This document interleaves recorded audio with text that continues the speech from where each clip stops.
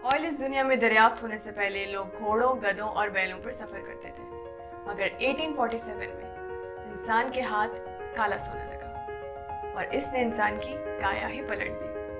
फिर इंसान घोड़ों से उतरकर गाड़ियों में सफर करने लगे और आज हमें मिलने वाले इस क्रूड ऑयल की वजह से सड़कों पर गाड़ियां दौड़ती हुई नजर आती हैं। इससे हमें इलेक्ट्रिसिटी मिलती है। हवा में जहाज इसी ऑयल की वजह से घूमता है। ये एक मल्टी मिलियन डॉलर इंडस्ट्री है। जहाँ इस इंडस्ट्री ने ज़िंदगी को आसान बनाया है, वहाँ बहुत से लोगों को रोज़गार भी दिया है। और मेरा ये ख्याल है कि हमारे बहुत से नौजवान इस फील्ड में आना चाहेंगे। तो आइए मेरे साथ मिले एक ऐसी शख्सियत से जो इसी फील्ड से ताल्लुक़ रखते हैं और उनकी ज़िंदगी से।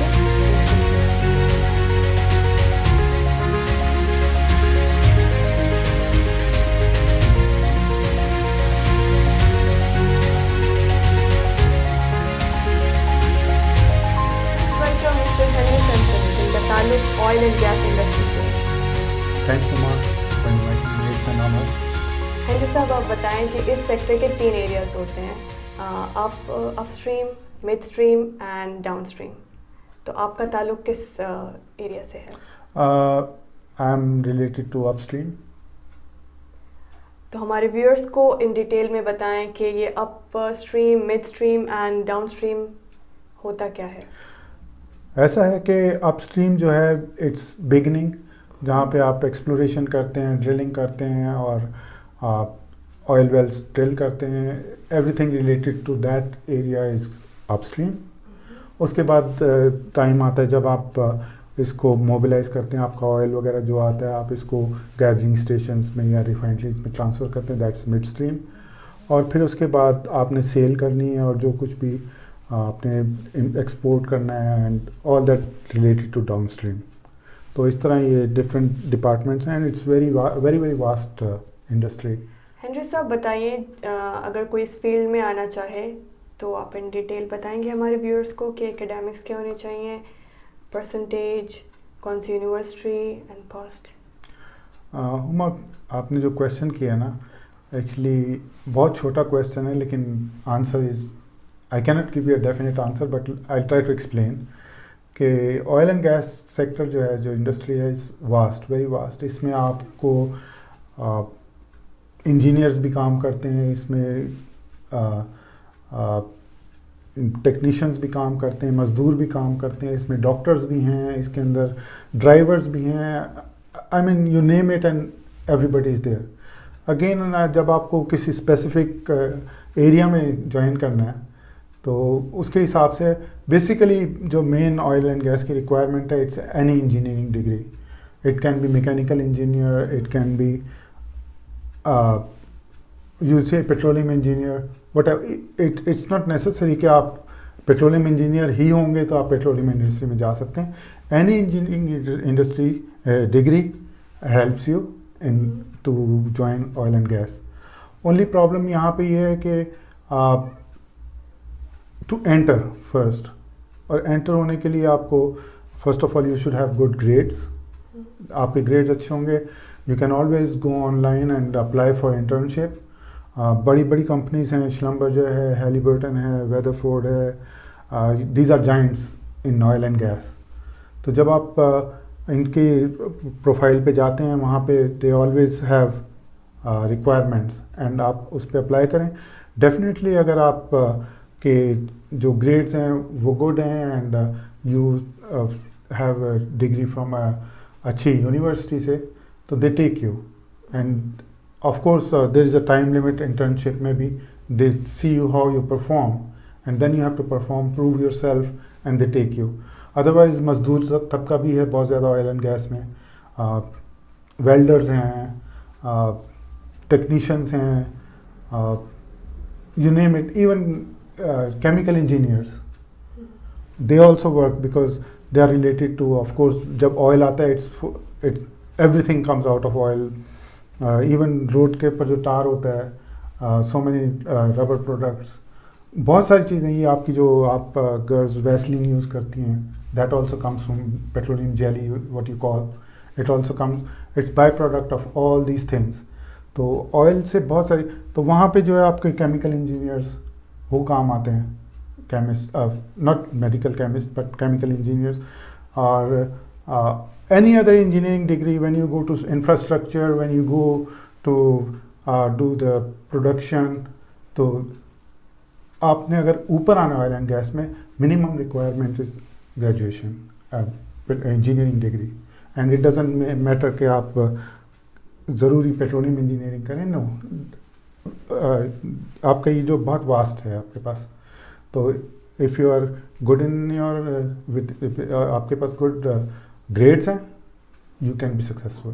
And again, on top of that, you need a lot of support, because not a lot of people knows about oil and gas, especially हमारे अब तो गल्फ में लोग आ गए हैं, तो they know, but they only heard, they don't know the hurdles, या क्या आपने अचीव करना है, किस तरह अचीव करना है उसको, तो people really need some help.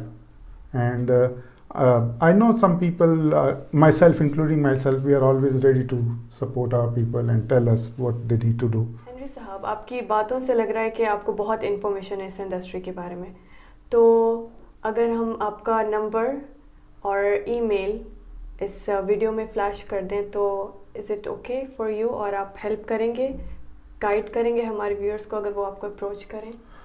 Most definitely, Huma. I've been doing that before as well, and I will be happy to do that. That's great. Henry साहब, आप बताएं कि आपने ये प्रोफेशन किससे इंस्पायर होके ये चूज़ किया? Actually, there was no inspiration.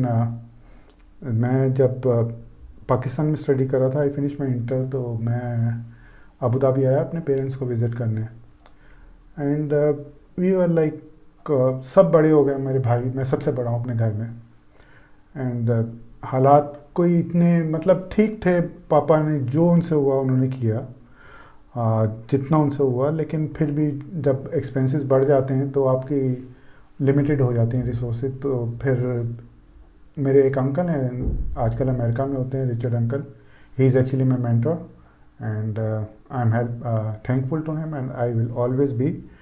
उन्होंने मुझे ये कहा कि यार, if you really want to support your family और योर पेरेंट्स, तो I can get your job. उस ज़माने में ऑयल एंड गैस में आना थोड़ा इजी भी था, क्योंकि इतने लोग जानते भी नहीं थे, and he actually send me to a very big company named Halliburton.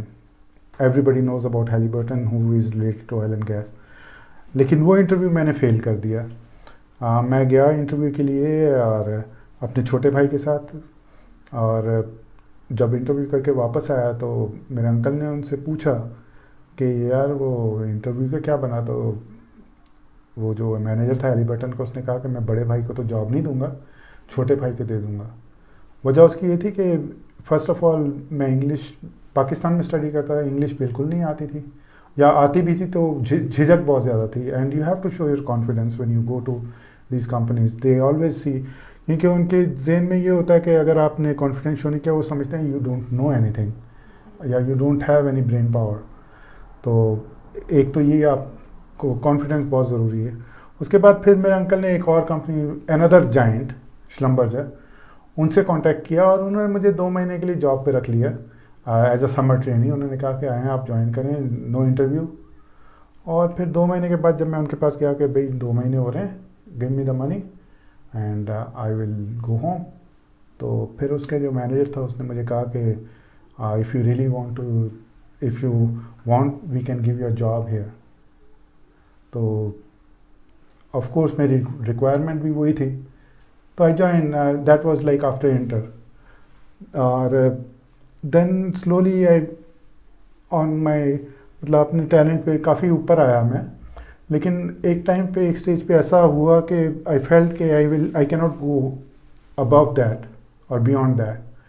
तो फिर मैंने अपनी ग्रेजुएशन कंप्लीट की, पेट्रोलियम इंजीनियर की डिग्री ली मैंने दुबई में। I was working and I finish my degree as well in Dubai. तो इस तरह फिर आई हैव, मैंने काफ़ी अच्छी कंपनीज, बड़ी जाइंट्स के साथ किया, श्लम्बर्जर के साथ, एफएमसी के साथ, साइंटिफिक ड्रिलिंग कंट्रोल्स, वुडरोक, जी, जनरल इलेक्ट्रिक के साथ। तो जी में मैं इंजीनियर्स को ट्रेन करता था, अभी I am working as a service manager. इससे पहले मैं वुड ग्रुप में सर्विस मैनेजर मिडल ईस्ट था. तो इट्स ऑल, इफ अगर मेरे पास डिग्री ना होती तो फिर ऊपर नहीं आ सकते थे. You are always kept to that level. They say no we can not promote you higher than that. So, but again, I am a oil and gas में by luck था. मैं तो जानता भी नहीं था जब मैं गल्फ में आया कि ऑयल एंड गैस है क्या शय. तो चूँकि मेरे अंकल थे ऑयल एंड गैस में, he knew everything and he helped me, and I followed him as well. I helped a lot of people as well, like getting them jobs or getting them into oil.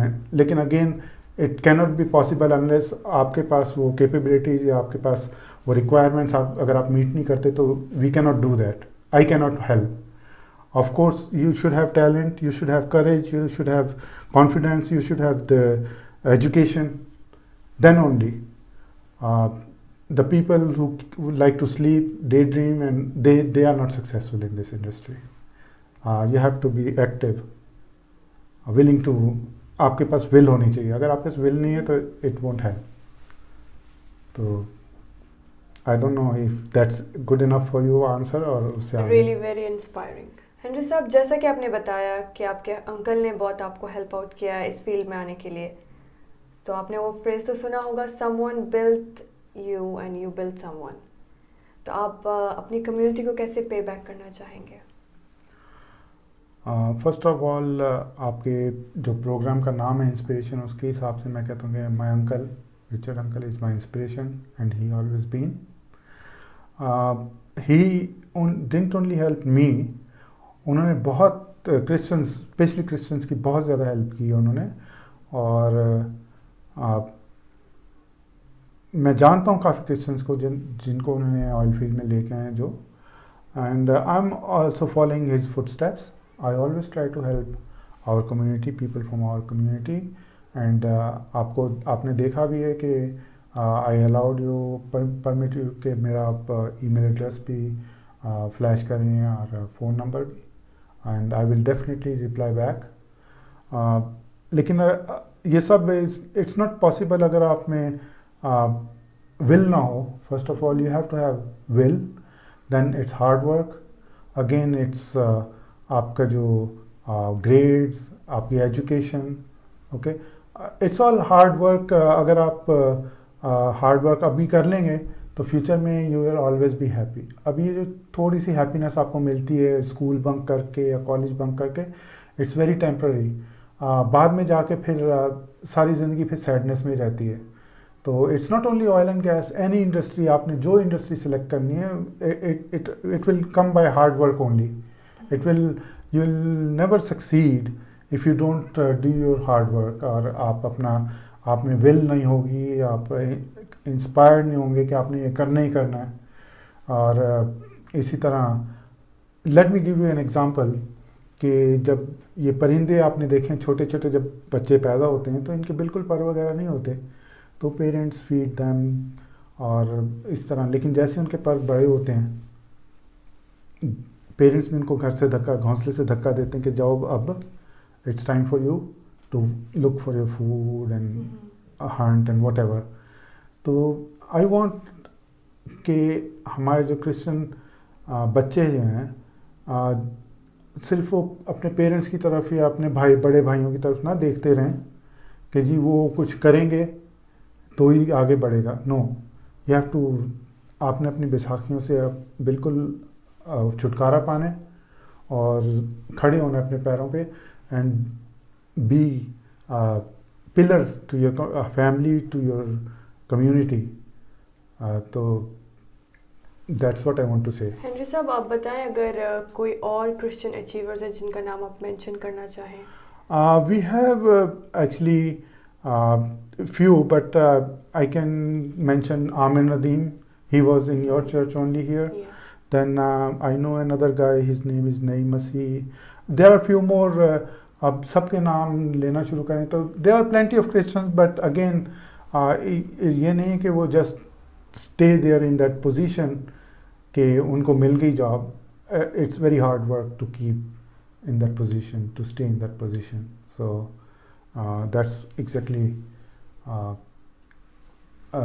I don't want to take a lot of names, but there are few. Huma, I want to add one more thing. क्योंकि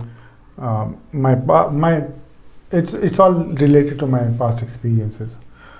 मेरे parents जो थे वो बहुत church going थे और घर पे भी सुबह शाम इबादत करवाती थी मेरी मम्मा, और हमेशा चर्च भी लेके जाते थे. व्हाट हेल्प्स अस इसमें कि जो बुरी बिदतें हैं ना जो आप बाहर से सीखते हैं, they kept us away from that. Okay, हम लोग चर्च जाते थे, अच्छी बात है. इट्स लाइक चर्च के अंदर बुज़ुर्गों से बात करना या पेरेंट्स से, they always are willing to help. Always आप बुज़ुर्गों से ये नहीं सुनेंगे. कोई एक आधा ऐसा भी होता है जो थोड़े ड्रामे करते हैं, लेकिन मोस्टली बुज़ुर्ग और जो स्पेशली जो लेडीज़ हैं ना, they are always helpful to you. अपने जनरेशन के लिए दे आर ऑलवेज अवेलेबल. तो स्टेइंग विद चर्च के साथ आपका जो ताल्लुक़ रहता है ना, that can also help you to grow. जी हेनरी साहब, आपने बहुत सही बात की है. इवन कि ये जो प्रोग्राम है इंस्पिरेशन, ये भी एक चर्च की कोशिश है टू बिल्ड द कम्युनिटी.